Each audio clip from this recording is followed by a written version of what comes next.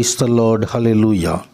Zion வேதாகம ஆய்விற்கு அன்போடு கூட இயேசு கிறிஸ்துவின் நாமத்தில் உங்களை வரவேற்கிறேன்.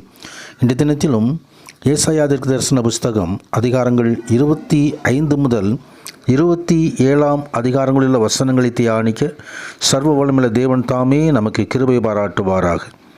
25வது அதிகாரத்திலே ஏசாயா தேவனை துதித்து பாடுகிற காரியத்தை குறித்து நாம் பார்க்கிறோம்.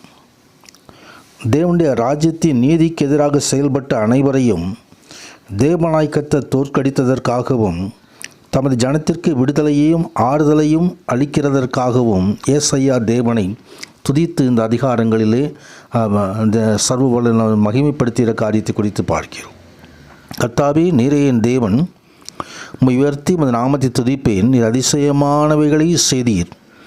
உமது பூர்வ ஆலோசனைகள் சத்தியமும் உறுதியுமானவைகள்.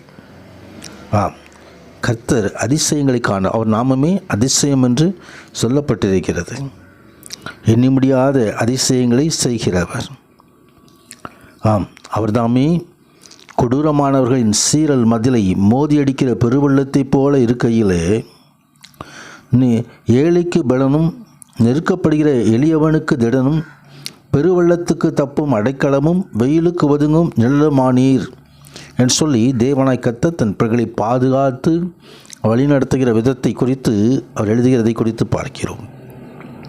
அதோடு மாத்திரமல்லாமல் சேனைகளின் கர்த்தர் இந்த மலையிலே சகல ஜனங்களுக்கும் ஒரு விருந்தை ஆயத்தப்படுத்துவார். அது கொழுமையான பதார்த்தங்களும் பழமையான திராட்சை ரசமும் மூணும் நினமுள்ள பதார்த்தங்களும் தெளிந்த பழமையான திராட்சை ரசமும் நிறைந்ததாக இருக்கும். கர்த்தருடைய மகிமை உண்டாவதாக. மரணத்தை ஜெயமாக விழுங்கினவர் உயிர்த்தெழுந்த மகிமையோடு பரலோக ராஜ்யத்துக்கு நம்மளுக்கு வாசஸ்தலத்தை ஆயத்தம் என்பது உங்களுக்கு கூட்டி சேர்ப்பேன் என்று சொன்னவர் சியோன் மலையிலே புது பாட்டை பாடும்படியாக தமது மீட்டு கொண்ட தமது பிள்ளைகளை சேர்த்தவர் அவர்களுக்காக ஒரு விருந்தை ஆயத்தம் பண்ணுகிறார். கர்த்தருடைய மகிமை உண்டாவதாக. கடைசி நாளிலே அவர் தாமே மணவாளனுடைய கல்யாணம் வந்தது, விருந்து ஆயத்தப்படுத்தப்பட்டிருக்கிறது என்று சொல்லி ஒரு விருந்தை ஆயத்தப்படுத்தி தன் பிள்ளைகளுக்காக அவர் மகிமையின் ஆசீர்வாதங்களை அருளுகிற கர்த்தர். கர்த்தருடைய கரம் இந்த மலையிலே தாங்கும். அவர்தாமே தமது பிள்ளைகளுக்காக ஆசீர்வாதங்களை வைத்திருக்கிறவர். இவரே நம்முடைய தேவன், இவருக்காக காத்திருந்தோம், இவர் நம்மை ரட்சிப்பார், இவரே கர்த்தர், இவருக்காக காத்திருந்தோம், இரட்சிப்பினால் கலிகூர்ந்து மகிழ்வோம் என்று சொல்லப்படும். அப்படியாய் அங்கே ஆர்ப்பரிக்கிற சத்தத்தை நாம் கேட்க முடியும். 26வது அதிகாரத்திலே யூதா தேசத்தில் பாடப்படும் பாட்டாவது, பலனான நகரம் நமக்கு உண்டு, இரட்சிப்பையே அதற்கு மதிலும் அரணுமாக ஏற்படுத்துவார். சத்தியத்தை கைக்கொண்டு வருகிற நீதியுள்ள ஜாதி பிரவேசிப்பதற்காக வாசல்களை திறவுங்கள். யோவான் பத்மத்தையுள்ள நாடு கடத்தப்பட்ட பொழுது தரிசனத்திலே அலங்கரிக்கப்பட்ட எருசலேம் இறங்கி வருகிறதை குறித்து பார்க்கிறோம். அது மணவாட்டியான எருசலேம் என்று சொல்லப்பட்டது. ஆண்டவர் தம் பிள்ளைகளுக்காக புதிய எருசலேமை அவர் ஆயத்தப்படுத்தி தருகிறவர்.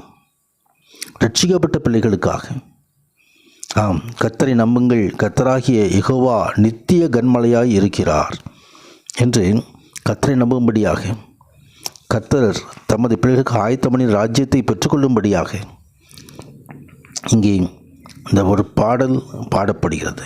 சியோன் மலையிலே ரட்சிக்கப்பட்டவர்கள், மீட்டுக்கொள்ளப்பட்டவர்கள், பிதாவினால் தங்கள் நெற்றிகளில் அடையாளம் போடப்பட்டவர்கள் புதுப்பாட்டை பாடுவார்கள். அந்த பாடலோடு நாமும் அந்த பாடலோடு இணைந்து கொள்ளும்படியாக ஆயத்தப்படுவோம். 27வது அதிகாரத்திலே இஸ்ரவேலின் மீட்பை குறித்து எழுதப்பட்டிருக்கிறதை குறித்து பார்க்கிறோம். அக்காலத்திலே கர்த்தர் லிவியதான் என்னும் என்ற நீண்ட பாம்பை, லிவியதான் என்னும் கோடனான சர்ப்பத்தை கடிதும் பெரிதுமான பலத்ததுமான தமது பட்டயத்தால் தண்டிப்பார். சமுத்திரத்தில் இருக்கிற வலு சர்ப்பத்தை கொன்று போடுவார். இங்கே லிவியதான் அதை குறித்து யோபு புஸ்தகத்திலே 41வது அதிகாரம் முழுவதும் ஆண்டவராகிய தேவன் அந்த லிவிதானை குறித்து சொல்லுகிறதை குறித்து பார்க்கலாம். அந்த நீண்ட பாம்பு அது எப்படி அது நியாயம் தீர்க்கப்படும் என்று சொல்லி வெளிப்படுத்தின விசேஷம் 12ஆம் அதிகாரம் 9வது வசனத்திலும் 20வது அதிகாரம் 2வது வசனத்திலும் சொல்லப்பட்டிருக்கிறது. பழைய பாம்பாகிய சர்ப்பம் பிசாசானவன், சாத்தானானவன், அவன் தள்ளப்படுவான். அவன் நீண்ட பாம்பாக, ஜனங்களை வஞ்சிக்கிற பாம்பாக, கோடலான காரியங்கள் நடப்பிக்கிற பாம்பாக, அவன் தேவன் தாமே கடிதும் பெரிதுமான வளர்த்துமான தமது பட்டயத்தால் வாயிலிருந்து வருகின்றதான தேவனுடைய வார்த்தை, அதே பட்டயம் அது தண்டிப்பார் என்று சொல்கிறது. இந்த நாட்களிலே நல்ல திராட்சை தோட்டம் உண்டாயிருக்கும். அது குறித்து பாடுங்கள். தேவன் சில பிள்ளைகளுக்கு ஆயத்தம் பண்ணி தருகிறதான பரலோக ராஜ்யம் அது எப்படிப்பட்டதாக இருக்கும் என்று சொல்லி அங்கே ஒரு தோட்டத்தை போல ஆண்டவர் விவரிக்கிறார். அந்த பருவத்திலே நாமும் பணிந்து கொள்ளும்படியாக இந்த புதிய எருசலேமுக்கு நாம் ஆயத்தப்படுவோம். கர்த்தர் நித்திய ஜீவனை தந்து நித்திய ஆசீர்வாதங்களால் நிரப்புவாராக. எருசலேமின் வாழ்வை காண்பாய் என்று சொன்ன வாக்குத்தத்தம் நம்மில் நிறைவேறுவதாக. ஆமீன், ஆமீன்.